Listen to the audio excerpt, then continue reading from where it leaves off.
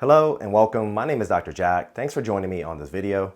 I wanted to share the information I collected while taking a deeper dive on this whole debate about gas stoves and its potential health implications. By the end of this video, we should be able to answer questions like, is someone going to come and take your gas stove? As well as why it seems that all of a sudden there is all this talk about the gas stove, and is it truly dangerous? So let us take a look at the science behind all of this and draw our own conclusions, while also covering what your options are if you are going to use a gas stove or not use a gas stove. So let's get into it.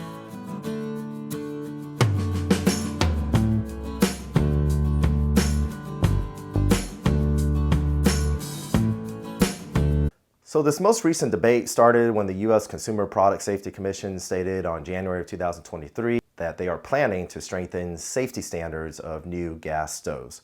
This then began to develop a story of its own through various media outlets, to the point that people started asking whether the government is going to come to our house and remove our stoves under the cover of darkness or something nefarious like that. The rumors reached a point that the chairman of the commission has since clarified that there's no move to ban gas stoves, but they are seeking ways to make them safer. However, like most things these days, realize that this topic has also become heavily politicized, and there are proponents on both sides of gas versus electric or induction cooking. We will not be getting into the political back and forth in this video, but just know that there are politics at play here, so be sure to be careful, as with all things, by believing just what you read on headlines. Just follow the science. So why was this statement even mentioned recently? The reason was because of a study conducted last year in December. And that study found that about 13% of childhood asthma cases can be attributed to gas stove usage in your home. This is similar to childhood asthma attributed to secondhand smoke exposure. However, one must know that the most recent study simply confirmed what we already knew for more than a decade now. This is not new news. In fact, the WHO, or the World Health Organization, dating back to 2010, already stated that indoor nitrogen dioxide levels, more on that in a second, related to gas stoves relates to poor air quality and is associated with asthma. A 2013 meta-analysis study, which is a type of study that you want to see, showed that children who live in a home with a gas stove have a 42% increased risk of having asthma symptoms and a 24% increased risk of being diagnosed with asthma. Gas stoves are present in nearly 1/3 of households in the United States. And in some states, like California or Illinois, it is as high as 68%. The main health issue of gas stoves is that they give off nitrogen dioxide, which can trigger airway inflammation and potentially exacerbating respiratory illnesses like asthma or COPD. They also give off small amounts of methane when you are not using them, and methane is known as a greenhouse gas linked to global warming. It is important to note that it does help if you have a range hood that vents outside your home and to turn it on when cooking. In one study, they found that only about 20% of people that have these hoods over their stovetops actually ever turn them on when they are cooking with gas stoves. This health issue led to the American Medical Association to draft a resolution to inform healthcare providers and the public that gas stoves increase household air pollution and the risk of childhood asthma. This resolution was sent on May of 2022, and I do want to spend some time on this resolution and what it states, as it is full of data. In the US, about 11.5 million people have asthma, and that includes about 3 million children reporting one or more asthma attacks per year. They go on to say that worldwide household air pollution is responsible for more than 3 million deaths per year, and that indoor air pollution is strongly linked to asthma. There is a growing body of evidence, according to the United States Environmental Protection Agency, or EPA, showing that indoor air can actually be more polluted than outdoor air. By burning natural gas, nitrogen dioxide, particulate matter, as well as carbon monoxide and other byproducts add to this air pollution inside your home. Nitrogen dioxide levels have been found to be significantly higher in homes with gas stoves compared to homes with electric stoves.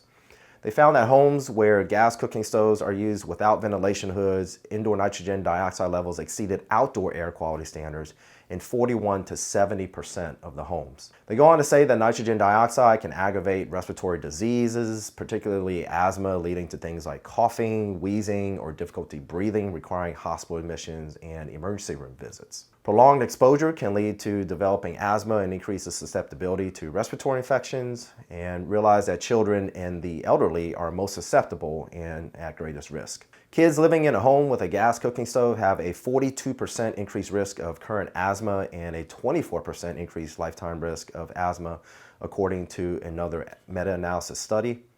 And in a Massachusetts and Connecticut study of 1,342 children with active asthma, they found a dose-response relationship between nitrogen dioxide exposure and risk of asthma severity, meaning they found that the more nitrogen dioxide these children were exposed to in their home, the higher the risk of asthma severity. So if you're thinking about getting rid of your gas stove, you have two other options. You can either go with an electric or induction stove.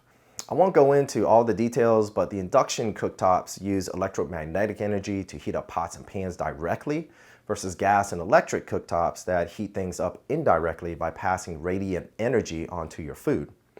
It's a lot more efficient in regards to the induction stove, and it delivers 80 to 90% of its energy to the food compared to a gas stovetop that only delivers about 38%, and an electric one about 70%. So induction cooktops heat things up faster and actually have more precise temperature control as well.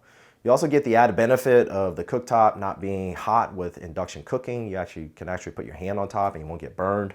The drawback is that they are more expensive, but as I always say, you and your loved one's health is an investment and not an expense.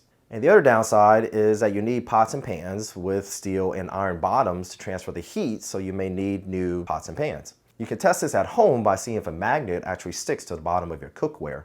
If it does, then you know it will work with an induction cooktop. So I actually currently still cook with a gas stove, but I have become much more diligent about turning on my exhaust fan that vents outside every time I cook.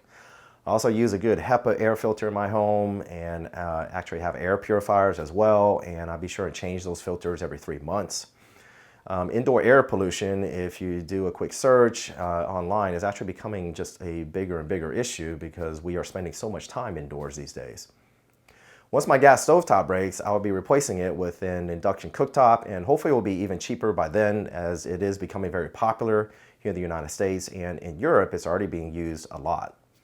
To me, while one can question some of the backers of the most recent study, there's no denying that nitrogen dioxide and the other byproducts of a gas stove, if inhaled on a regular basis, can lead to respiratory issues. This has been well demonstrated in many studies, and the science checks out as well as far as what nitrogen dioxide does to the airways by creating inflammation. And if you watch my past videos, you know that inflammation is to blame for all sorts of health issues affecting lifespan and health span. So what do you think about all this? Is your next cooking appliance going to be an induction range or electric, or continue with a gas stovetop? And please let me know why you chose that particular type of cooking method in the comments below. So I hope you found this video helpful as always, and if you did, feel free to share it with other loved ones. And until next time, take care, bye-bye, Pura Vida.